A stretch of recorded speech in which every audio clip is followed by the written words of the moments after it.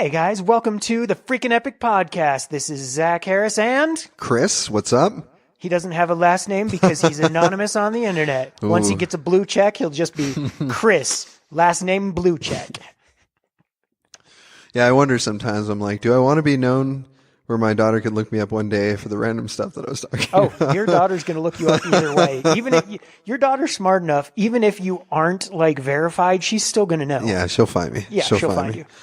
All right. All right, so today is Totally Unobjective, where we do top 5 or top 20 lists, as the case may be. And the case is that Duran has 20. Chris has 20. Chris, no last name, blue check mark, has Too 20. Too late. You know what, though? You can help me riff on these because a lot of these are just ideas. And like I said, I don't have any jokes for them, but we'll put them together. The idea of today's episode is we're going over movie mashups. Like, what would be really cool if what movies would be really cool if they were combined into one movie? So we've written down a few, and I left my notes, so I just recreated the 3 that I can remember, and Chris recreated the 20 that he can remember because he's an overachiever, and I hate him. All right, man, you go first since I have 3. Why am I going first? Okay, so basically what I did was I literally just Googled the most watched movies of all time. Yeah, of course. And then I picked at random basically what movies would make the least amount of sense. Okay. So, but before I got there, I was staring at the paper for at least a good 5 minutes. So I'll give you that, Zach. I couldn't think of anything for 5 minutes. And I came up with a play on words. I haven't even seen this show, but it's really big on Hulu. Uh-huh. The Handmaid's Tale. Yeah, okay. So I was like, what if it was The Little Mermaid's Tale? So what you're saying is the Little Mermaid is being forced into carrying the children of the upper class in a post-apocalyptic wasteland? Exactly. Here's and I know it's not a movie, but the play on words is too good. Caviar. So they're eating the children, so it's a whole new level of dark. Oh, no. It's real dystopian. All right, man. You got the next one. Okay. Well, I'm going to have very few of these. That's okay. This one, I can give you my list if you can read my handwriting. Okay. There's no mute button, so you have to hear me sniffling. All right. So this one is the one that I kind of mentioned to you as the start of the genesis of this idea. Uh-huh. Because it's been an idea that's been in my head for years. It's just, I always thought it would be cool if Terminator and Fox and the Hound were a movie together. So here's the way this works. I have my thinking face on. Continue. Thinking face, yes. The Fox and the Hound, basically the plot line is these 2 friends are kids and they're best friends. They do everything together. And then when they grow up, they slowly come to realize that they are natural enemies and they have to hunt. One has to hunt down the other, and the other's entire goal is to escape from his best friend who's going to kill him. But what if this was a Terminator thing, where the Terminator is sent back in time, but his memory is stripped because it's like a primitive Terminator process. So basically, really have pondered this for a long time. Yeah, I have. So basically, like, these 2 kids grow up, and then you find over the course of the movie, through kind of flashbacks and little clues that happen, you kind of start to realize that this vague threat that's out there that people have been kind of mentioning throughout the movie is the Terminator, and the Terminator's actually there to kill his best friend, but he didn't know it. And he's like either regaining his memories throughout the movie or getting sent information sent back in time, like hardware or like software to his Terminator. So basically, then the rest of the movie, like halfway through, 2/3 through the movie, it becomes like this entire kind of cat and mouse chase thing where the best friends are fighting each other for their lives, but also they are still in there, they're best friends. And then at the end of Fox and the Hound, the kind of thing is, spoilers if you care about Fox, spoilers from 40 years ago. Spoiler alert, the fox finds the hound, or the hound finds the fox, but then he pretends he doesn't, so the hunters just go past and he looks at him, but then that's like the end of their friendship. So it's kind of like, I've done you this one thing, but we live in 2 separate worlds, so we can't be friends, but I don't want them to kill you. So it's like such a cool... Isn't that the same... And you're recapping me on Fox and the Hound, because I don't remember seeing it from when I was a little kid. I vaguely remember the cartoons of the characters, but the ending you're describing reminds me of Fast and the Furious at the very end, where he finds Toretto, I think his name was, the cop. Dom Toretto. Yeah, but what's his name? The actor who passed. Paul Walker. Paul Walker finds Toretto at the end. Yeah. And then he just kind of lets him go. Yeah. Like gives him the nod. So what you're saying is someone else had this idea. And tied it into Fast and the Furious. But no, dude, I actually think you probably shouldn't have wasted that idea on air because someone's going to steal it from me. I'm never going to actually make it. So someone else make this movie, please. I have a lot of ideas that I will never do because I like to talk about things, not do things. This is what we're doing, though. We're doing the talking. Man, you went way deeper than me, so you're going to have to help me with these other ones. Then you go through like 3 or 4 to make up for it. It'll be perfect. I can do 20 off. And I'll help out, yeah, for sure. Okay, so I riffed on The Little Mermaid, but the exact thing I found after Little Mermaid's tale was thinking sea life, Little Mermaid, and Jaws. Oh, yeah, that's interesting. Yeah. So, are you saying like the Little Mermaid would be like helping them save them from the? Yeah, I think so because essentially the new villain wouldn't be Ursula; it would be this giant shark that was brutally murdering people. Which I think there's a lot of play on a childhood movie, which was actually, ironically, originated, I believe, from something that was darker, right? Like most Disney movies. Yeah. Little Mermaid was a lot darker. Yeah, like most Disney. Yeah. And then made to a childhood movie, and then now through our own imaginations made bringing it back around, full circle. So the violence German fairy tale Jaws. Style. And I just pictured Sebastian singing Under the Sea and then a shark crashing through and eating all the other fish. That's the start of the movie. Under the sea. Under the sea is a deadly place. And so since I'll throw out a bunch of these. Okay, let me read one of the ones that you have written added. Down. Okay. You've written down. Okay, so you wrote Avatar and Finding Dory. Okay, you're gonna have to explain this. Dude, like I told you, I was just literally just pairing things. You want to know why I paired those? Because they're both blue. Okay. So one of us put a lot of thought and effort into this and then lost it all, and another one of us just skated through life. There's colors. There are real life lessons here for you people. This is how life is, okay? So Dory is trying to get the unobtainium. Yeah, of course.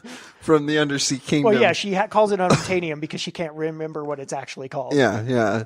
Because she has short-term memory loss. So yeah, I think that's as far as I can go with that one. Okay, so here's the idea. The fish wind up going to, like, there's an underwater program like this. Mm-hmm. So the fish, like Dory, gets recruited and actually goes into a suit. So she goes into a Jaws suit.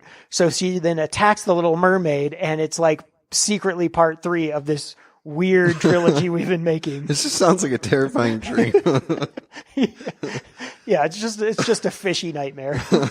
The next one I have now, I felt like these particular characters. I do like the by the way, the Avatar thing. Like Avatar has a lot to do with it because when I was coming up with these, what made the most sense was something that had a very definitive style.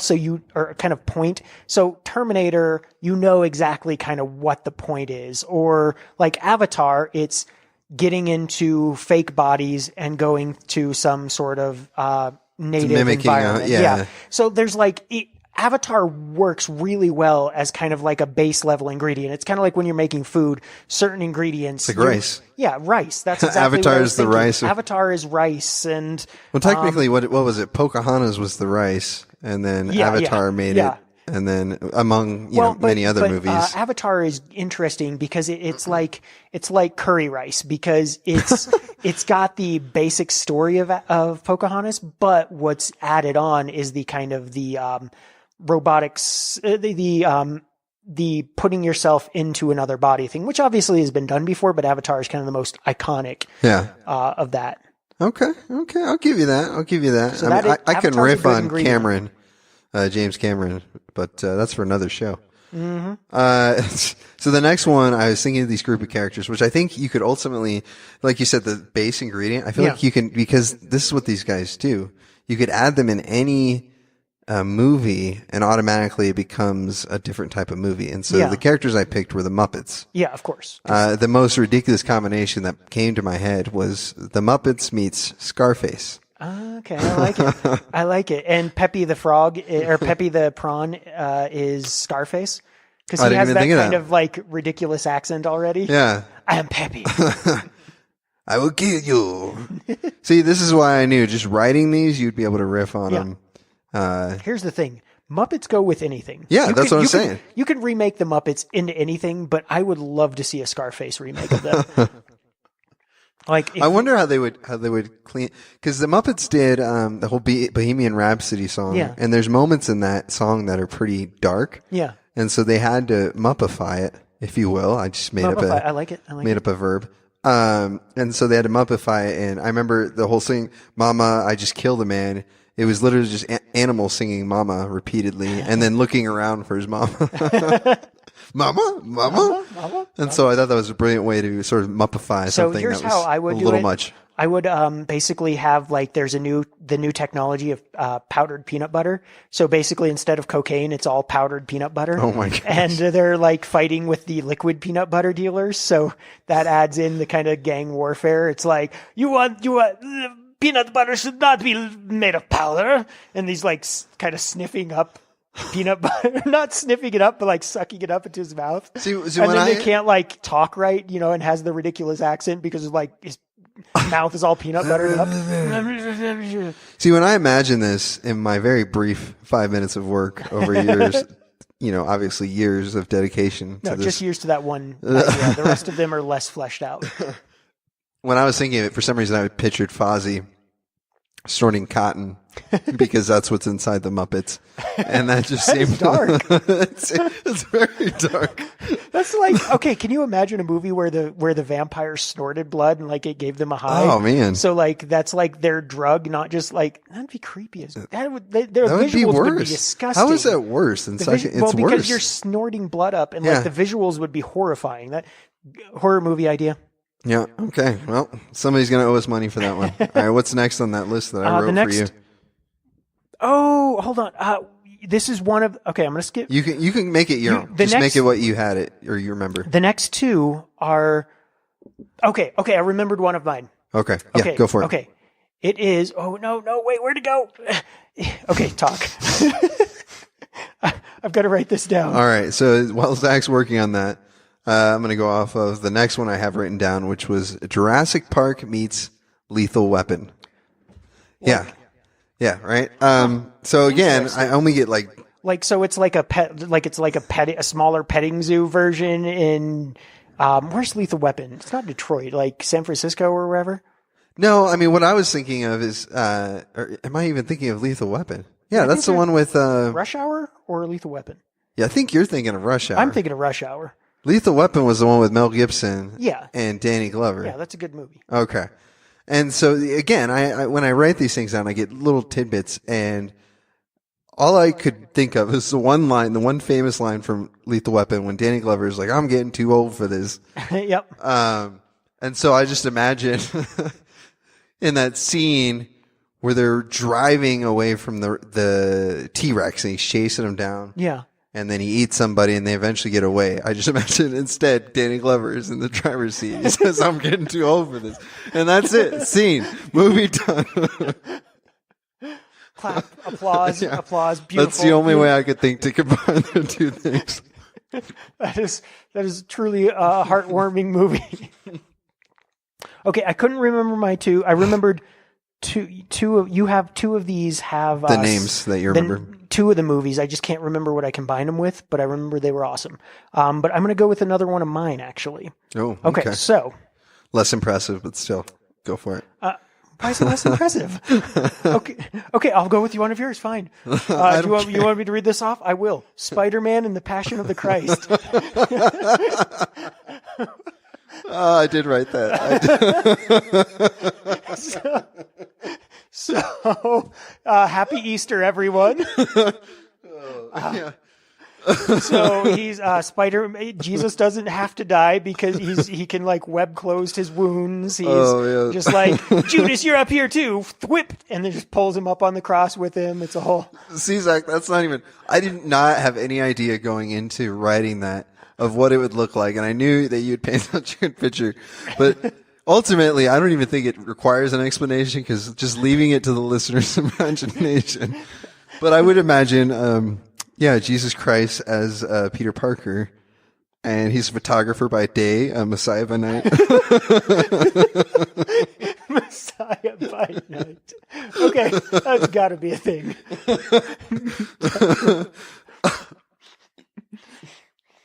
And then I just think of the moment at Golgotha? No. Is it the Garden of Gethsemane? Gethsemane? Is that when? Not Jeffsemane. Well, I know I don't know how to pronounce it, so forgive me. The Garden of Gethsemane. Gethsemane. I mean, it's Jesus Christ meets Spider-Man. People, just let it happen. We'll go with Gethsemane. And the devil is J. Jonah Jameson. Yes. He's just always yelling. No, he's a Pharisee. Get rid of this Messiah. He's a Pharisee. No, I just imagine. Forgive me, it's late and I can't think of the specifics of the story. But when who gets their ear chopped off? The Caiaphas's servant. Yeah. So I imagine Jesus doing a little flip. That is amazing. And there's an ear on. Don't worry, the webbing lasts an hour, but you got an hour of ear left. You better hear everything there is to hear in this next hour. I love how this rolled out. You want me to read this, Chris? Fine, I'm going to read this. Oh, good times. All right, top that, Zach. Okay, that was yours. Now, of course, I read it, so now you have to go. Oh, good stuff. Okay.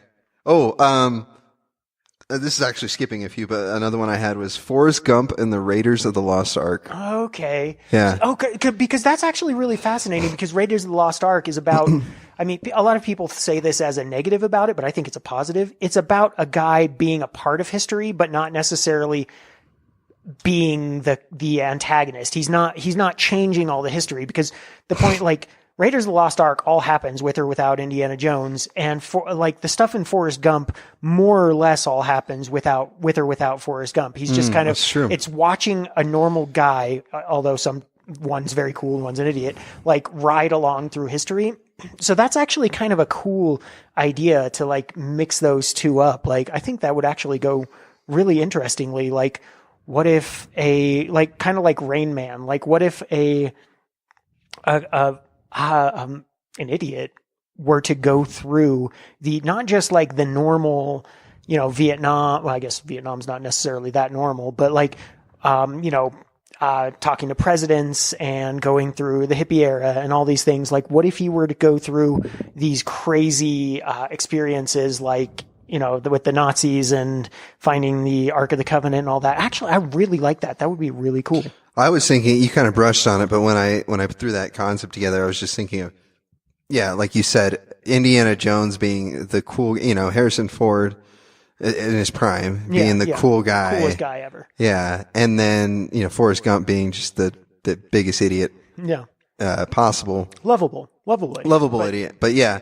And them, so Forrest Gump, basically portraying this, role, as an idiot, but somehow, just like Indiana Jones does, somehow winning the day. Yeah, which is so yeah, that's what I was like. That'd be funny if he was just stupid. Sold. Completely 100% sold. That sounds amazing. So can you mash up two quotes from them? I'm trying to think. Life is like a box of Nazis. You never know what you're gonna get. I'm just like the guy pulls out the sword and is doing all these crazy sword tricks, and then Forrest just whacks a ping pong ball at his head, and the guy's like, "What?" and he just walks off. I like it. Of course, he runs a lot. Indiana Jones runs a lot. Forrest runs a lot. So it's true. It can happen. Good times. So I'm gonna go with one of mine. So I'm gonna riff on a dream I've always had, but I'll give you the movies first and then kind of explain it and then go on to my riff. So Wizard of Oz and Die Hard. So, okay, Wizard of Oz fundamentally is a story about someone getting pulled out of their element into kind of a new world. And it doesn't necessarily have to be a new world, but it'd be cool if it was. But, you know, the Die Hard universe is kind of set in a completely unrealistic, but based in the real world more or less. But the story is you're basically pulled into this new place. And then, you know, like in this case, it would be, you know, China or something, you know, and then you kind of go on this very specific journey following a path. You gain like some allies along the way. And then there's enemies attacking you, and they kind of have even like, here's the monkeys, which are kind of the faceless bad guys that he kills. And then here's the semi-final boss and the final boss. And then you kind of are able to go back. So my dream scenario for this is essentially, one of my dreams in life is to make a Die Hard movie inside of an IKEA. Like think about that. There's like a specific path through. I feel the like whole there's thing. a lot of props there. Yeah, there's so many props. There's so much like kind of breaking the prop wall. Like, oh, he's actually in the ceiling fan, or he cut through to the kitchen section and he, you know, shot water at someone, or he's, you know, forcing meatballs down someone's throat. And, you know, just there's so many different interesting ways to do that. And it kind of follows the yellow brick road, like you're following the path through IKEA, and you can find a few other, I don't know exactly what the setup would be that this could happen, but like, you know, just like, okay, there's a big terrorist event and part of the terrorist cell winds up headquarters in this IKEA for some reason because they're like chased there by the cops or something. And then he kind of goes through and collects the other people who couldn't get evacuated in time. And one of them used to be a cop, and one of them's like a lifeguard, and one of them, you know, various people with various skills. And they kind of, you know, but each one of them has a very definite flaw. Like, you know, in the first Die Hard movie, the guy couldn't shoot anyone because, you know, he had that issue when he was younger and accidentally killed a kid on the line of duty. So one of them, you know, can't shoot a kid. Well, one of them can't shoot a kid. It's a good problem to have. Yeah.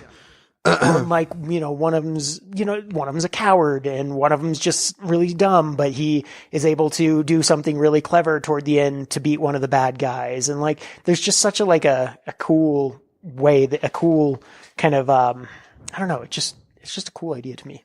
Yeah. I dig it.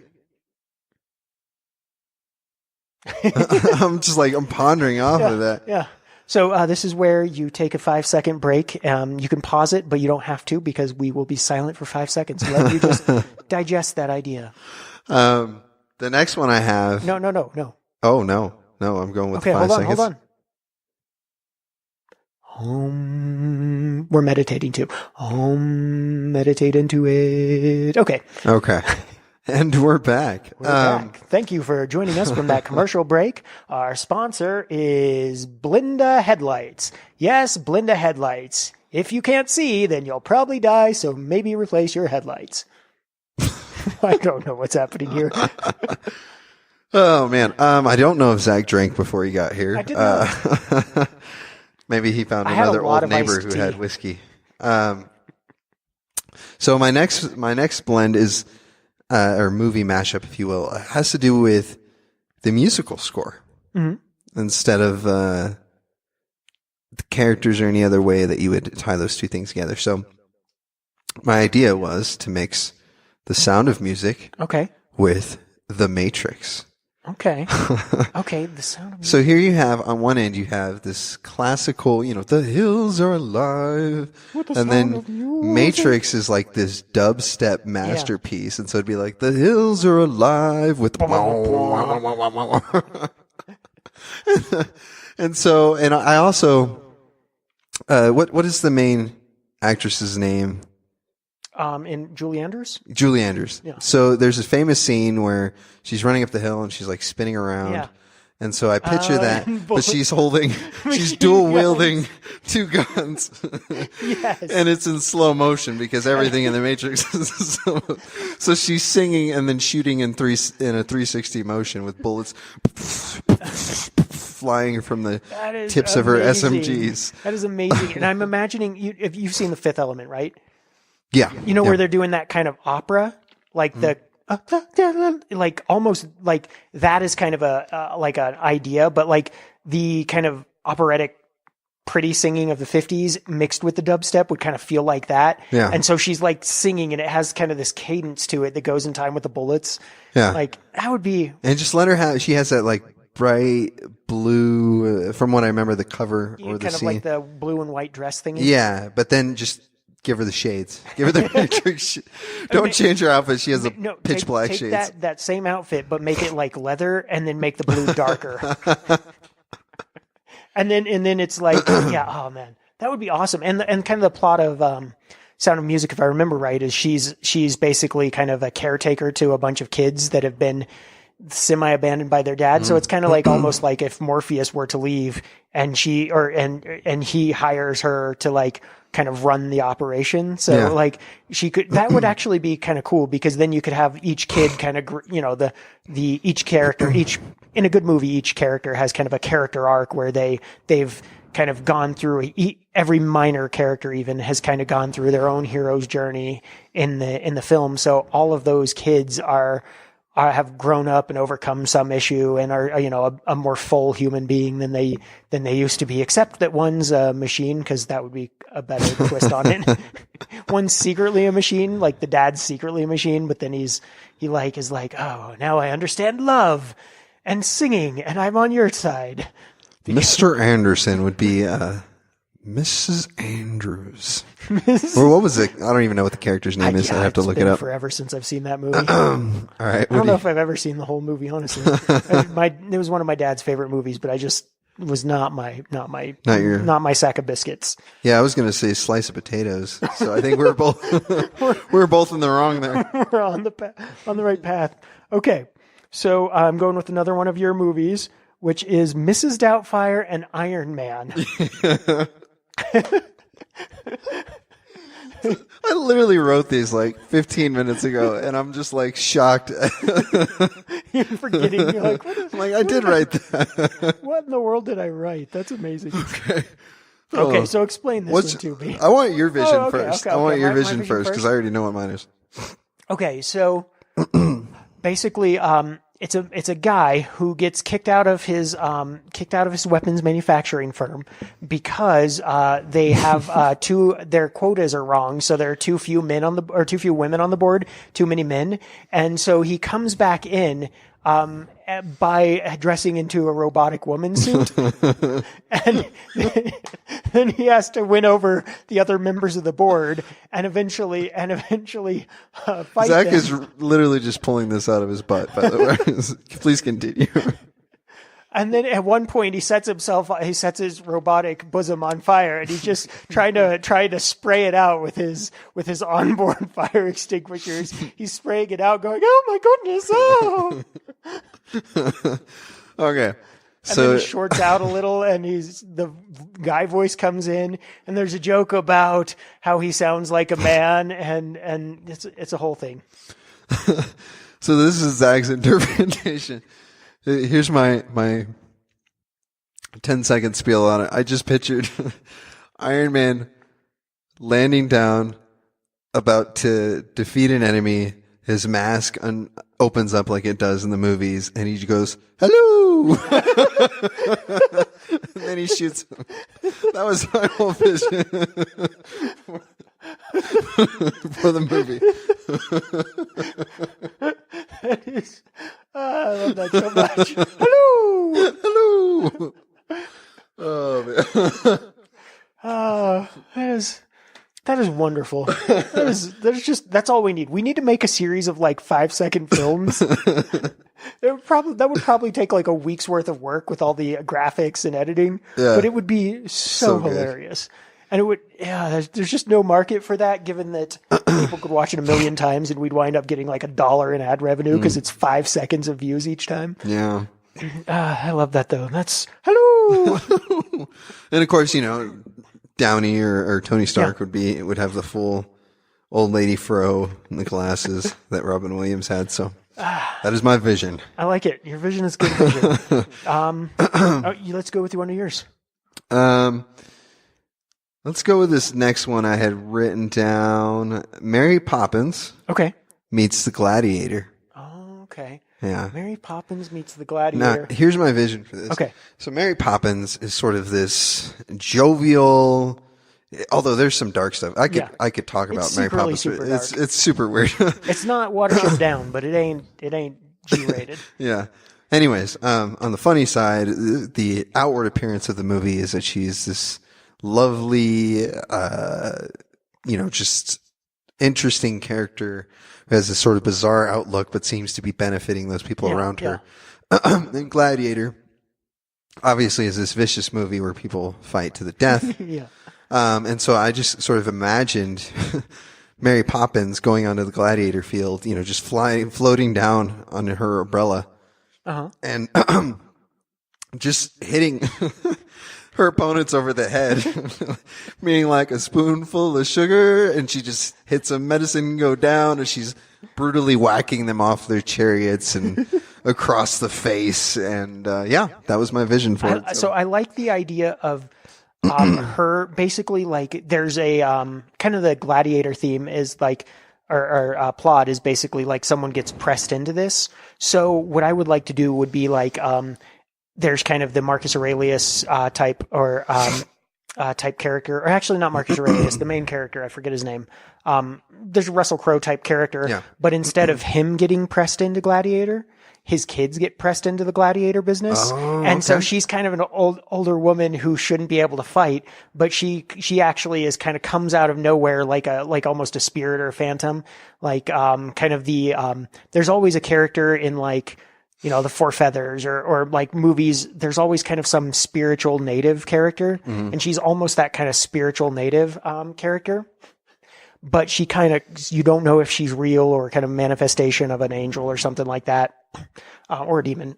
But she comes in and she basically mentors and teaches these kids how to fight. And so the whole point is like she's fighting and she's winning these great battles. And then the final fight scene against Commodus or whatever, she winds up abandoning them back to their own home, but then they kind of go, oh, the lessons we've learned throughout this time have stuck with us. And so they beat the bad guy, but they like at like 3 or 4 different moments, it goes slow motion or kind of, and they use one of her moves that, they thought was impossible earlier on. And then, they kind of like overcome their whole, the umbrella move. Yeah. They use the umbrella move. It's raining blood. I picture them or Mary Poppins, like, just very softly stepping onto the field and then opening her big bag and pulling out a giant sword. Because her bag, like she can pull anything out of it. It's just like, it just keeps getting longer. She has this giant sword. Or okay, you know how like magicians pull out the handkerchiefs tied together? Yeah. She just kind of does that, but it's like a whip. It's like this giant like edged whip, and she just keeps pulling it out in different colors. And I also pictured, because she always has this weird sort of altered reality that they exist in. They poke fun at it in the new Mary Poppins movie, because it quite literally does not make any sense. Yeah. But yeah, I just imagine like little cartoon penguins also joining in the fight, assaulting the enemies. It's a violent movie mashup night. Yeah. I mean, we're guys, so sorry. Yeah, we are going to like what we are going to like, and what we like is nonsense, violent movies, and hilarity.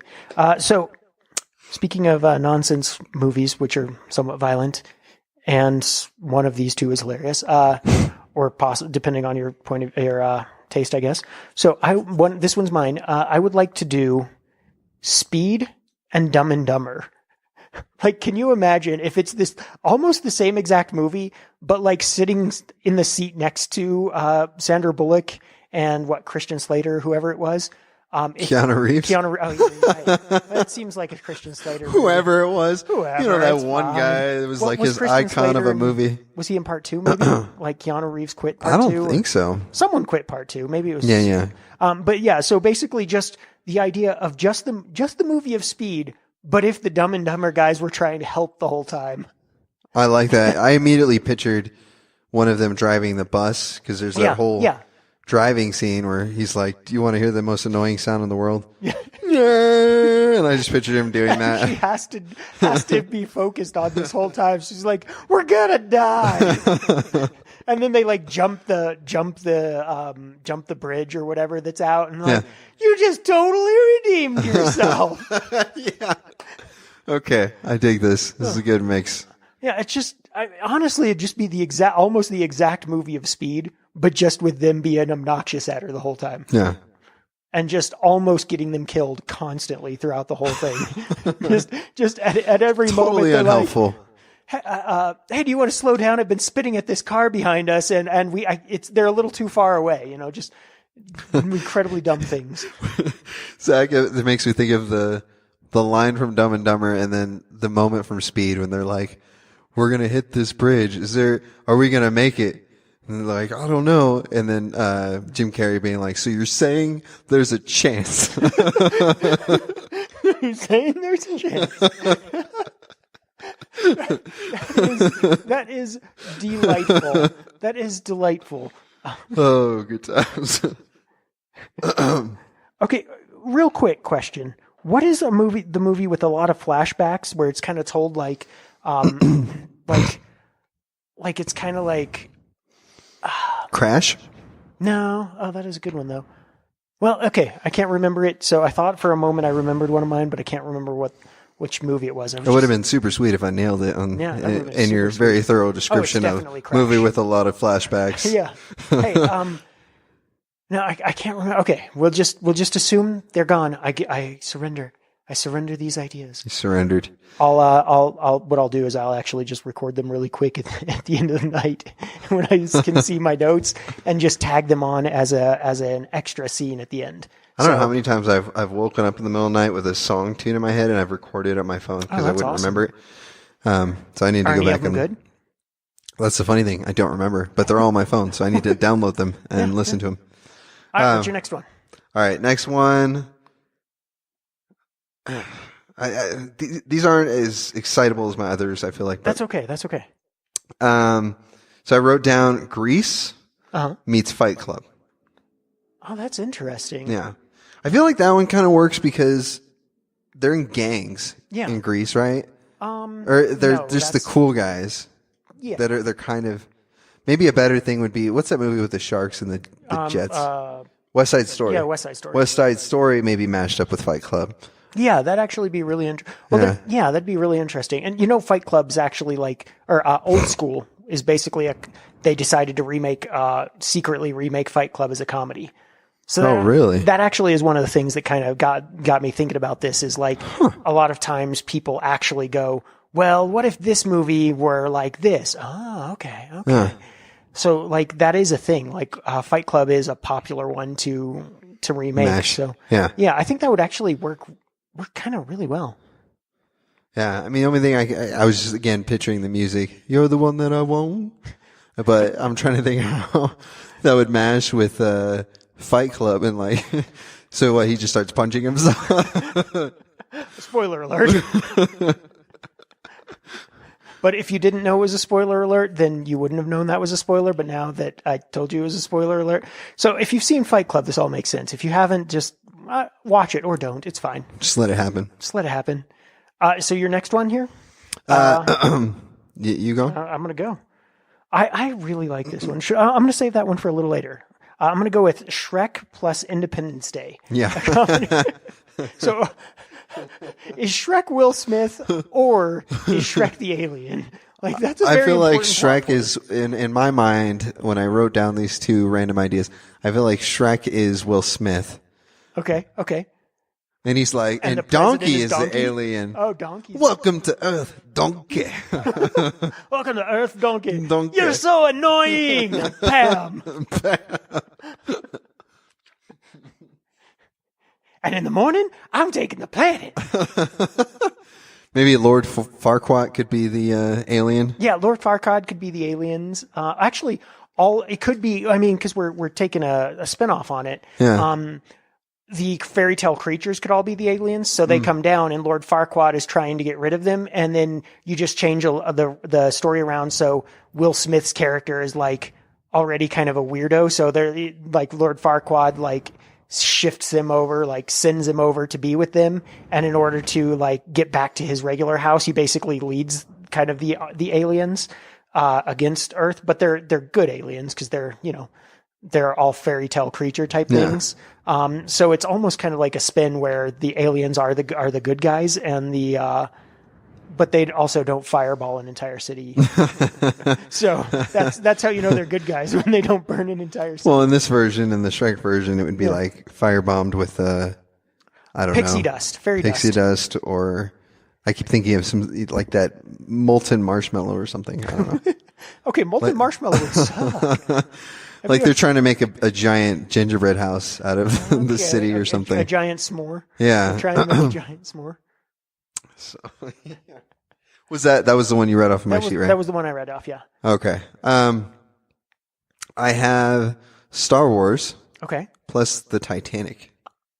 Okay, how does that work? That sounds the only again, I get these little short bursts, but the only thing I thought of was I just imagined the Jedi fighting the dark side as the ship was going down. Jedi fight. Huh. That's actually pretty cool. Like the idea that there's kind of a really almost like a Death Star kind of thing, but it's like a pleasure Death Star. I just shot Zach a really weird look. I wasn't sure where he was going with that. It's like a fun star. Fun star. Like a vacation. Like a vacation. Vacation star. A starship. Star cruise ship. Yeah. Cruise starship. I mean, going back to Fifth Element, like that Lost in Paradise thing. Like, that would actually be really cool. Like, it's kind of going down, and you wouldn't even have to do specifically Star Wars. You could do just kind of create your own sci-fi world. Like, a lot of movies would be really interesting as kind of sci-fi remakes. That would actually be like really cool. I'm in. Doesn't take much. What do you got over there? I'm in. So this one is an idea I haven't thought much about, but I used to have it. I had it in one notebook, and it wasn't for this project, but I just remembered that I thought it would be really interesting to remake Pride and Prejudice as a epic sci-fi. So we'll just say mix it with Star Wars. So you kind of basically all you do is just take the plot of Pride and Prejudice almost exactly as is, but instead of like local silly British politics, it's all like internationally affecting, like intergalactically affecting politics. So they're like, instead of being lord of a small manor, they're lord of like a planet. And like, these are, Mr. Darcy is like head of, he has a coalition of 50 planets underneath him. And so they're kind of like, every move they make is also affecting these entire planets. And then you can kind of it'd be pretty easy to just throw in a few kind of space battles now and again as the plot points warrant it. It'd just be a cool movie to see. I dig that. I love Pride and Prejudice. Yeah. In a huge part because of the characters. Yeah. And then I remember when I saw the version they did of it with Pride and Prejudice and zombies, I actually quite enjoyed that film. Yeah. I mean, it was clearly bad, but it was awesome bad. Yeah. But it was, I don't know. It was a good, bizarre twist on something. To be fair, I thought of this before that movie came out, or the book. Sure. I have my honor and my integrity. Oh, man. All right. How many more you have? I jumped around a bit, so hang on. I'm just looking. How many more do you really want to do? I think we're about at the 30-minute mark. So. Oh, we're past it. Yeah. So let's just do one more each. Okay. So I'm gonna do Lord of the Rings. Okay. Meets the Terminator. Lord of the Rings meets the Terminator. Yeah. Okay, explain. So again, my one-off was just so Gandalf in the entire movie is basically taking care of Frodo. Yeah, of and course. Trying to keep him in line. So basically, Gandalf would now be Terminator. Oh, interesting. And he's protecting him. Okay, and so he's basically the Skynet piece, the computer chip that is kind of the ring. Mm-hmm. And it's corrupt. Maybe it's corrupting the Terminator's programming the whole time, which would be really cool. Yeah, I just was imagining, again, I think in lines from the movie, but at some point Terminator saying to Frodo, "Come with me if you want to live." And I was thinking of that in the Balrog scene, but he actually falls with the Balrog, so that wouldn't work there. Yeah. No, well, you can obviously change it. Like, throwing the chip in the fire is actually like exactly how they do it in the Terminator. I didn't even think about that. Yeah. They throw he has to throw himself in the fire at the very end. So you can even almost end it the same way. Because in Lord of the Rings, T-1000 could be Gollum. Yeah, the T-1000. Well, you could actually have the T-1000 kind of like Skynet in general be Sauron, and like kind of a T-1000 type be Saruman. Mm-hmm. But then you could have kind of like a random T-600 that was sent back in time as like the very first Terminator sent back in time, but its programming is bad because it wasn't really, time travel wasn't worked out at that time, so it's kind of like twisted and insane.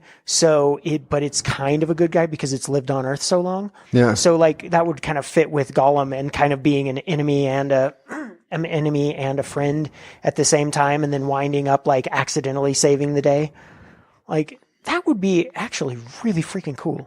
So I think the what's the term? The lesson we've learned today, the wheel of morality, the moral of the story is that Terminator makes everything better. If you just like throw just add the Terminator in anything. There. Terminator and Dory, Terminator as Mary Poppins. You just think of it. So the Avatar / Pocahontas story is rice. And the Terminator is garlic. Everything is just better with garlic. A little bit of garlic. Next week, we'll be doing a top 5 most underrated cooking ingredients. That actually is on my list of things to do eventually. Yeah, I'm not surprised. All right, okay, last one. You wrote this one, and it just amused me immensely. Okay, so the 100 Dalmatians and The Exorcist. So Cruella de Vil is the devil, and each one of the Dalmatians gets possessed by the devil. They're throwing up Purina bits all over the place. They're shedding their own skins. And their own skins are just creepily dancing around. I was trying to find a way to make that less gross. Yeah, I have to. Like, when I wrote that, I wrote 101 Dalmatians. I'm like, what's weird? Just going through every movie, and I was like, The Exorcist. That makes absolutely no sense. I can't even envision a scene where that works. Write it down. How terrifying would that be? Dalmatian, like their spots, like if their spots had like eyes in them coming out. Oh gosh. This show is not for the children. So don't listen to this show if you have children and have already listened to it. It's too late now. Get out. Turn back now. And so who would be the exorcist? Like the original family would be the exorcist, and they're just trying to get their dogs back because the dogs have escaped, but they haven't escaped physically. They've escaped like kind of in a spiritual plane. So the dogs' souls are gone, but they just have the souls of devils in them. So I just picture a Dalmatian puppy like spinning up from his dog, upside down from his dog house with his head spinning around his shoulder. Just barking in horribly offensive almost words. Because that's like the creepiest thing when something's an almost word. Like if a toad talked, it'd just be horrifying. And like just the dogs are kind of like barking English semi-words that are disgusting. I mean, there's things that dogs do that would make you wonder if they were possessed, you know? So, like, a dog rolling around in poo would be in The Exorcist for sure. Because you're like, what is wrong with him? Stop doing that. At the very end, it would be the cats from Oliver and Company. And you're like, you thought dogs were bad. The hell is truly in the cat. Hell Kittens Part 2. That's for next episode. Yeah, that's next episode. Also, Hell Kittens Part 2 is the most quintessential B movie that I can imagine on the spot. Like 70s, 80s B movie with like a lot of fur clad. Well, there was a Hell Razor, and so that makes me think of the Hell Kittens. Yeah. Yeah. And there's Hell Cats, right? That's Hellcats? I don't know. Isn't that I don't know. Thundercats? There's got to be Hellcats. There's something. There was a a U.S. Plane in the like 60s called the Hellcat. Oh, maybe that's what I'm thinking of. Probably not. But all right.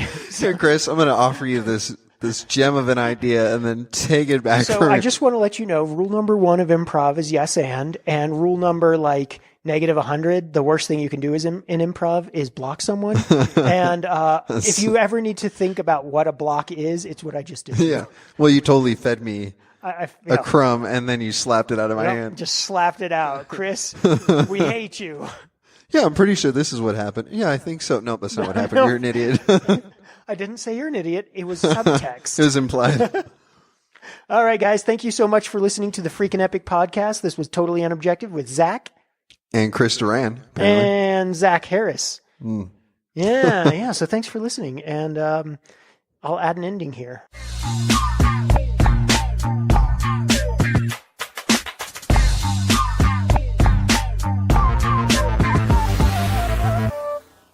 All right, guys, thank you so much for listening to the podcast. I'm back on here real quick. I just wanted to do what I promised and give you the last 2 movie mashups that I had that I didn't have the paper with me at the time. So the last 2, number 1 is Hunger Games and Bill and Ted's Excellent Adventure. So I just really like the idea of kind of the Hunger Games style thing and kind of the eventual banding together to fight against the system. Spoiler alert if you haven't watched Hunger Games. Spoiler alerts also if you haven't watched Bill and Ted. We've gone over this. You should watch it. And we haven't got over this, but you should watch it. So I just like the idea of all the different characters like Napoleon and Attila the Hun and different characters like that throughout history just all fighting each other and then kind of banding together. And, the Joan of Arc is taking down someone. And it'd just be a really cool idea. The other one that I didn't post, that I didn't say at the time was that I couldn't figure out for the life of me what it was. It is Batman and It's a Wonderful Life. Like, can you just imagine that? Batman just going through the experience of wishing he'd never been there and seeing all of the kind of results of what the different characters would have been going through. Like, Commissioner Gordon would be, dead or in Arkham, and just, Barbara just all the different characters, that wouldn't have the same life, or all the people in his life that would be dead, all the villains that would be, even worse than they are. Like, it's just kind of it'd be a really fascinating framing device to go back through and be like, what would have happened if Batman wasn't here? And if you really wanted to, you could kind of make it a tragedy of like, everything's better, because there's not someone to focus on. But that probably wouldn't be accurate. I would definitely think that in general, we're better off having Batman than not. And that's the thought I'm going to end with you guys. Just in general, if we have a choice between a world with Batman and a world without Batman, always choose the world with Batman. Thank you. Good night.